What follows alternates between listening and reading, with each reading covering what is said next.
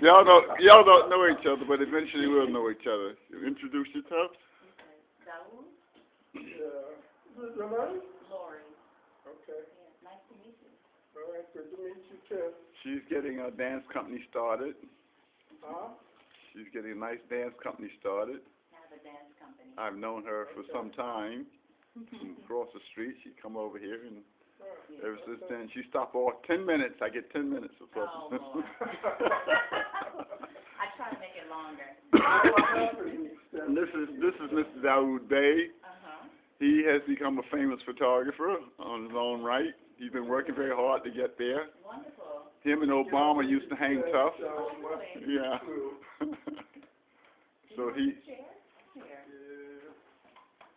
So he's in town for his book signing. Yeah, I got a book signing at ICP tomorrow of some photographs of mine from the 1970s. When I was a very young man photographing in Harlem. Yes. Yeah, that book of that work just came out. So I'm doing a book signing at ICP. He's from Chicago. He used to live in Queens. Okay. He got evolved and decided to go to Yale and graduated from Yale, and after that his career started popping. But he was always in the loop. He never left the loop. Now he lives high on the hog in Chicago. He's doing a project down in the South of civil rights time. So he's doing a film. Yeah, I'm down in Birmingham doing a project right now in Birmingham, Alabama. Yeah. That's related to the bombing of the 16th Street Baptist Church 50 years ago. Right. So the show is going to open the 50th year, September 2013. So I'm down there in all of that history. Yeah. It's intense. Intense, difficult, but good work. Yeah. To every black person in America to make a pilgrimage there at some point. Go to Birmingham. Yeah. You know, I'm actually working on a piece right now, and it's inspired by the Lunch Counter sit-ins, 1959, 1960, Fisk University students.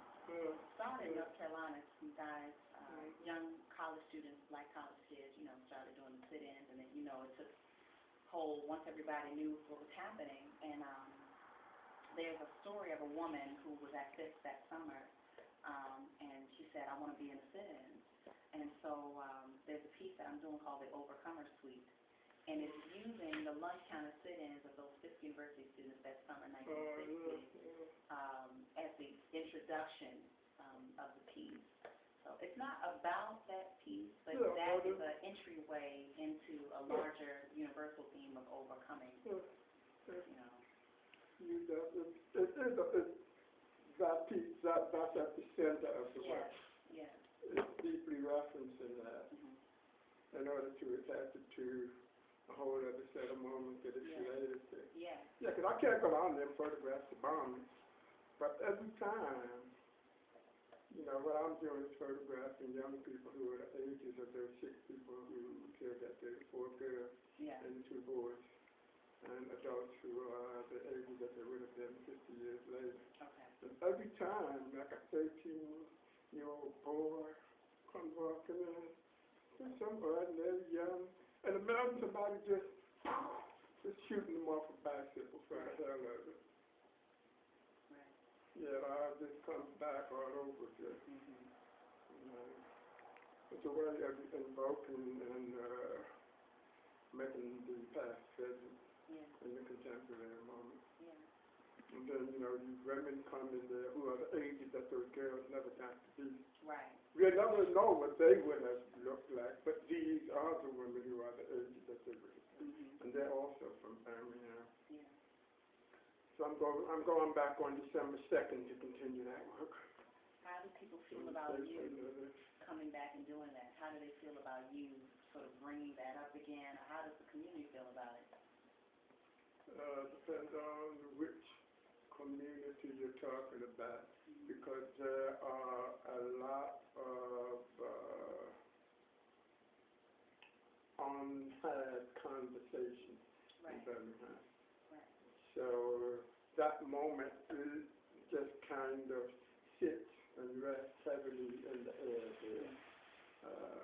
A lot of unresolved conversations around a whole range of issues because, 16th Street Baptist Church, their role in the movement. I'm going to find this out in a few days because the woman who was the fifth girl who was there, Carolyn Maul McKinstry, I'm going to have lunch with her because I want to find this out because there are things that happened at 16th Street Baptist Church that the congregation of 16th Street Baptist Church was not actively involved in.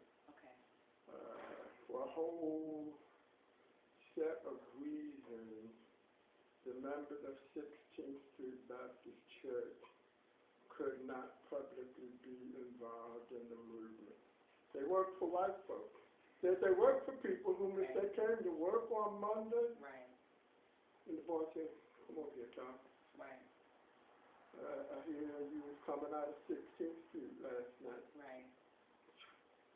You can take your pick of what would have happened. Right. Home repossessed, car, anything. Right. All the way up to just being murdered. Right. And nobody would have blinked an eye. So they have a publicly accommodationist stance in relation to the movement. Wow.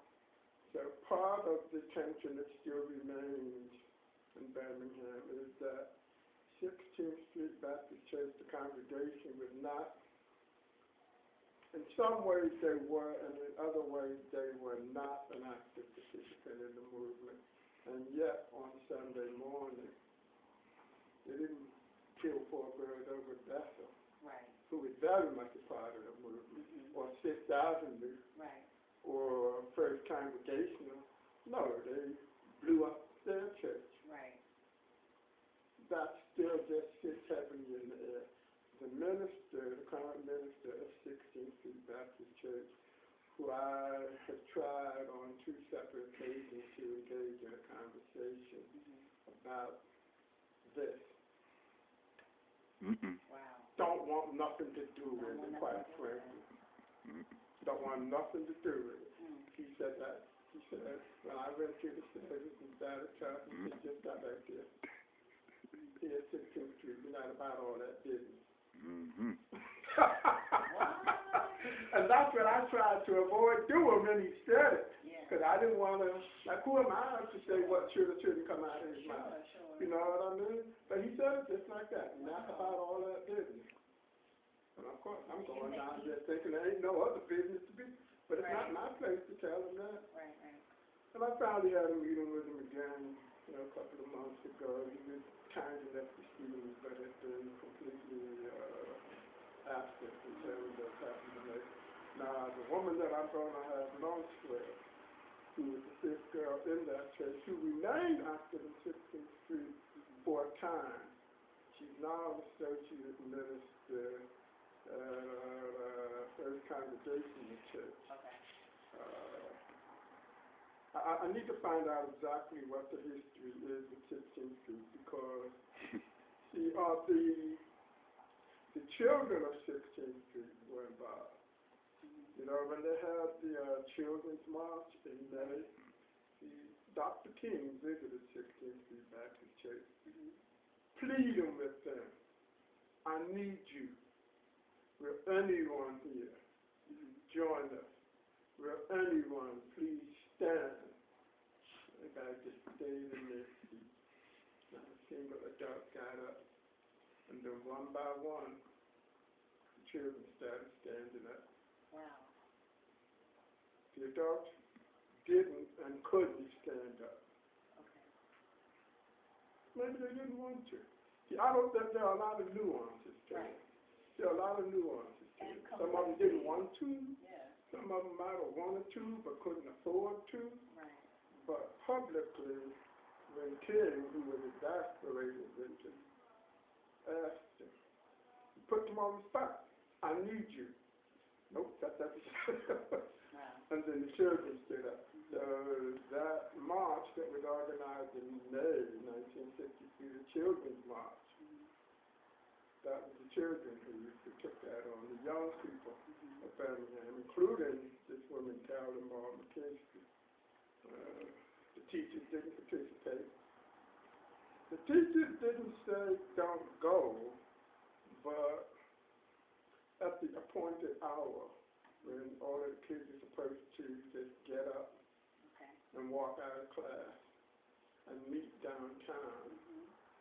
And then ironically, the staging area was 16th Street. But they didn't organize it.